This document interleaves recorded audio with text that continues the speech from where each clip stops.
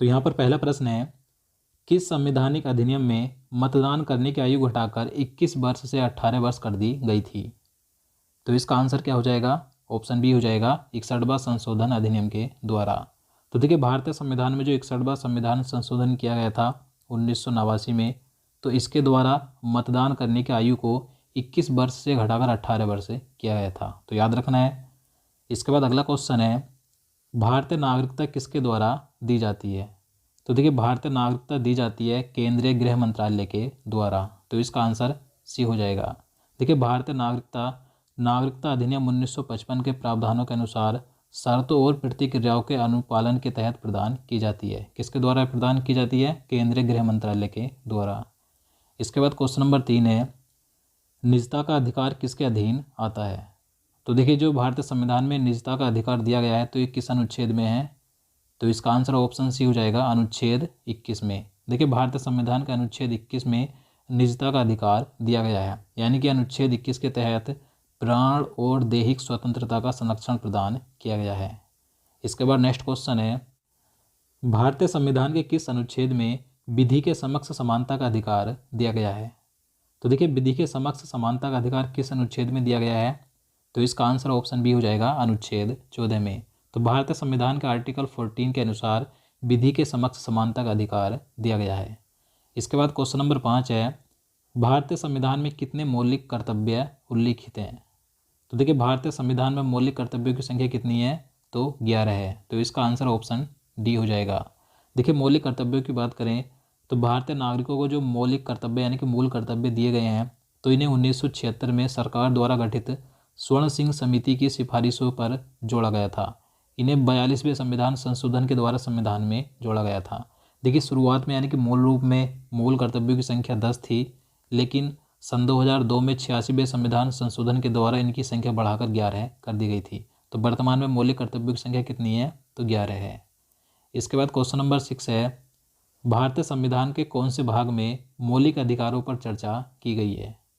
तो देखिए, भारतीय संविधान में जो मौलिक अधिकार दिए गए हैं, तो ये संविधान के किस भाग में है? तो इन्हें भारतीय संविधान के भाग 3 में रखा गया है, तो इसका आंसर सी हो जाएगा। देखिए, मौलिक अधिकारों को संविधान के भाग 3 में और अनुच्छेद 12 से 35 तक रखा गया है। देखिए, मौलिक अधिकारों को संयुक्त राज्य अमेरिका के संविधान से लिया गया है, तो याद रखना है।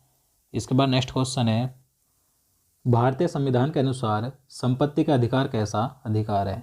तो देखिए, आप सभी जानते हैं जो संपत्ति का अधिकार है, ये एक पहले मौलिक अधिकार था, लेकिन इस समय ये कानूनी यानी कि वैधिक अधिकार है, तो इसका आंसर सी हो जाएगा।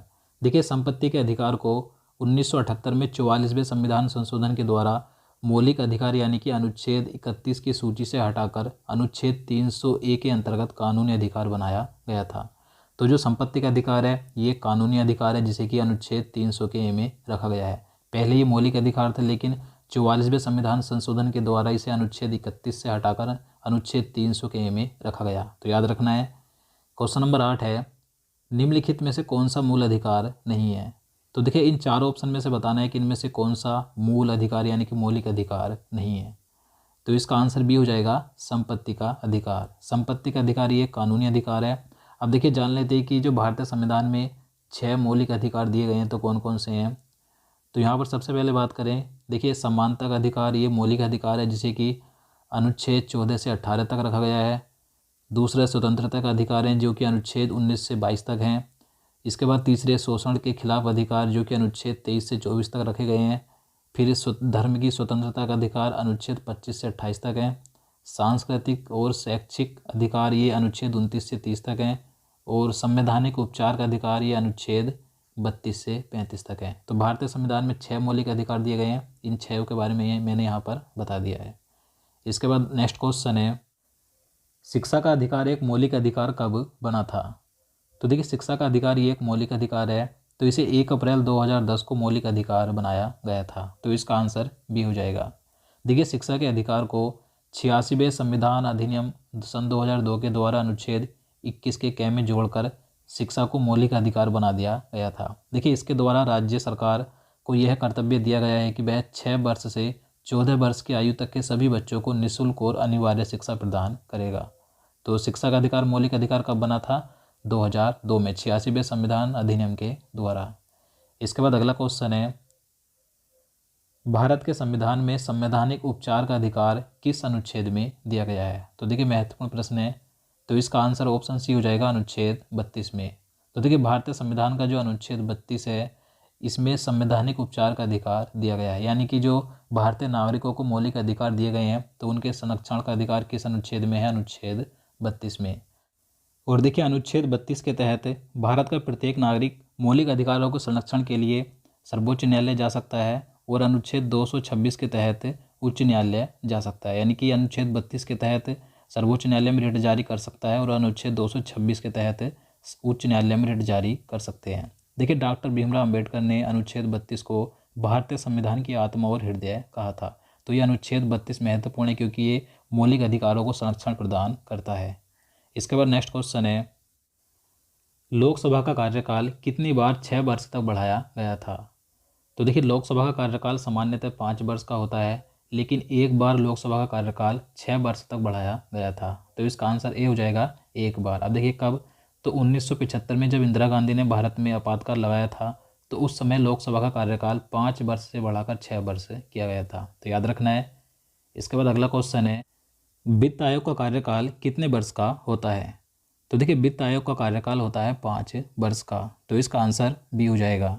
देखिए वित्त आयोग की स्थापना की बात करें तो इसकी स्थापना 22 नवंबर 1951 को हुई थी और प्रथम वित्त आयोग के अध्यक्ष थे के.सी. नियोगी। देखिए वित्त आयोग एक संवैधानिक निकाय है जिसका अनुच्छेद 280 के तहत गठन किया जाता है। तो कई बार एग्जाम में क्वेश्चन पूछा जाता है कि वित्त आयोग का गठन किस अनुच्छेद के तहत किया जाता है? तो अनुच्छेद 280 के तहत। इसके बाद नेक्स्ट क्वेश्चन है, भारत का योजना आयोग किस वर्ष में स्थापित हुआ था? तो देखिए जो योजना आयोग था इसे वर्ष 1950 में स्थापित किया गया था, तो इसका आंसर सी हो जाएगा। देखिए योजना आयोग स्थापित हुआ था मार्च 1950 को और इसे 13 अगस्त 2014 को समाप्त कर दिया गया था। इसके स्थान पर 1 जनवरी 2015 को नीति आयोग लाया गया था। तो ये तीनों डेट याद रखनी है कि योजना आयोग कब स्थापित हुआ था, मार्च 1950 को, और इसे समाप्त किया गया था 13 अगस्त 2014 को। इसके स्थान पर नीति आयोग की स्थापना की गई थी 1 जनवरी 2015 को, तो याद रखना है। इसके बाद नेक्स्ट क्वेश्चन है, राज्यसभा के सभापति कौन होते हैं? तो देखिए राज्यसभा के सभापति कौन होते हैं, अगर आप जानते हैं तो नीचे कमेंट बॉक्स में बता सकते हैं।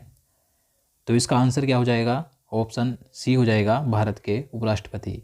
भारत के जो उपराष्ट्रपति होते हैं राज्यसभा के सभापति होते हैं।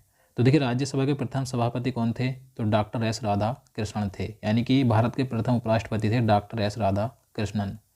इसके बाद क्वेश्चन नंबर 15 है, लोकसभा में अध्यक्ष के मत को क्या कहा जाता है? तो इसका आंसर ए हो जाएगा, निर्णायक मत। तो देखिए जो लोकसभा अध्यक्ष होता है तो इसके मत को निर्णायक मत कहा जाता है, क्योंकि जब किसी मामले में पक्ष विपक्ष के मत बराबर होते हैं तो उसमें लोकसभा अध्यक्ष अपना मत देता है, तो इसी मत को निर्णायक मत कहा जाता है, तो याद रखना है। इसके बाद क्वेश्चन नंबर 16 है, भारत में किसी विधेयक को धन विधेयक कौन प्रमाणित करता है?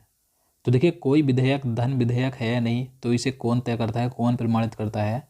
तो इसका आंसर सी हो जाएगा, लोकसभा का अध्यक्ष। तो लोकसभा अध्यक्ष तय करता है कि कोई विधेयक धन विधेयक है या नहीं। इसके बाद नेक्स्ट क्वेश्चन है, संसद के किसी भी सदन के 2 सत्रों के बीच अंतराल किससे अधिक नहीं होना चाहिए? तो देखिए संसद के दोनों सत्रों यानी कि लोकसभा हो या राज्यसभा, तो इसके 2 सत्रों के बीच यानी कि 2 अधिवेशनों के बीच 6 महीने से ज़्यादा का समय नहीं होना चाहिए। तो इसका आंसर बी हो जाएगा, 6 महीने से अधिक नहीं होना चाहिए। इसके बाद नेक्स्ट क्वेश्चन है, भारत सरकार का मुख्य विधि अधिकारी कौन है? तो देखिए भारत सरकार का मुख्य विधि अधिकारी होता है भारत का महान्यायवादी। तो इसका आंसर डी हो जाएगा, महान्यायवादी यानी कि अटॉर्नी जनरल। देखिए अटॉर्नी जनरल भारत सरकार का मुख्य कानूनी सलाहकार तथा उच्चतम न्यायालय में सरकार का प्रमुख वकील होता है। देखिए महान्यायवादी की नियुक्ति अनुच्छेद 76 के तहत भारत के राष्ट्रपति द्वारा की जाती है, तो याद रखना है। इसके बाद क्वेश्चन नंबर 19 है, लोकसभा अध्यक्ष के रूप में निर्वाचित प्रथम महिला का नाम बताइए। तो देखिए लोकसभा की प्रथम महिला अध्यक्ष कौन थी? तो मीरा कुमार थी। तो इसका आंसर सी हो जाएगा। इनका कार्यकाल 4 जून 2009 से जून 2014 तक था। इसके बाद नेक्स्ट क्वेश्चन है, संघीय संसद की संयुक्त बैठक किस लिए बुलाई जाती है? तो इसका आंसर ऑप्शन डी हो जाएगा, किसी गैर वित्तीय विधेयक पर दोनों सदनों में गतिरोध के समाधान हेतु। तो देखिए संघीय संसद की जो संयुक्त बैठक होती है यानी कि संयुक्त अधिवेशन होता है, तो ये किस लिए बुलाया जाता है? तो अगर किसी विषय पर दोनों सदनों में यानी कि लोकसभा या राज्यसभा में गतिरोध उत्पन्न होता है तो उसके समाधान हेतु ये संयुक्त बैठक बुलाई जाती है। अब देखिए इस बैठक को कौन बुलाता है? तो भारतीय संविधान के अनुच्छेद 108 के अनुसार राष्ट्रपति संयुक्त बैठक बुलाते हैं और इसकी अध्यक्षता करते हैं लोकसभा अध्यक्ष। तो याद रखना है। इसके बाद अगला क्वेश्चन है, निम्नलिखित में से कौन भारत के राष्ट्रपति के रूप में निर्विरोध चुने गए थे? तो देखिए निर्विरोध चुने गए भारत के राष्ट्रपति कौन थे?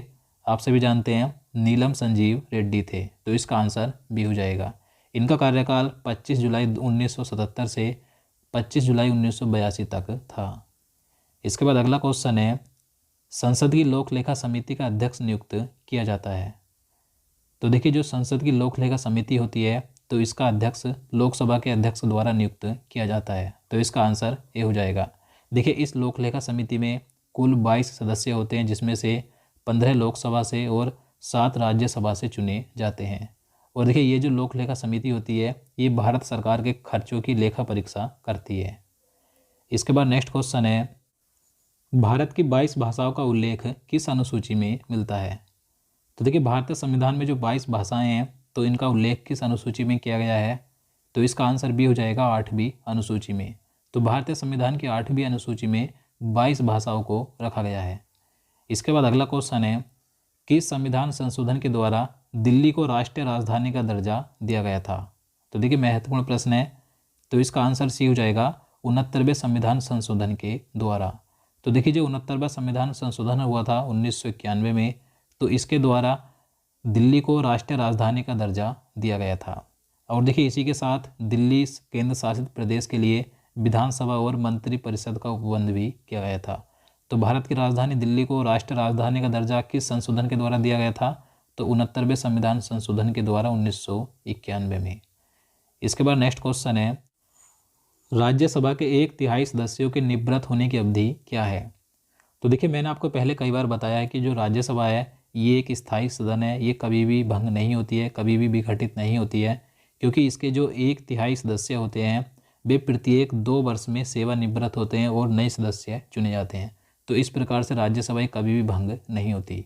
तो इसका आंसर ऑप्शन ए हो जाएगा, प्रति 2 वर्ष में राज्यसभा के 1/3 सदस्य सेवानिवृत्त होते हैं। तो दोस्तों आज के लिए इतना ही। उम्मीद करता हूँ आपको वीडियो पसंद आया हो। अगर आपको वीडियो अच्छा लगा हो, आपके लिए हेल्पफुल हो, तो प्लीज़ वीडियो को लाइक और शेयर करना, साथ ही चैनल को भी सब्सक्राइब कर लेना। तो चलिए मिलते हैं नेक्स्ट वीडियो में। जय हिंद, जय भारत।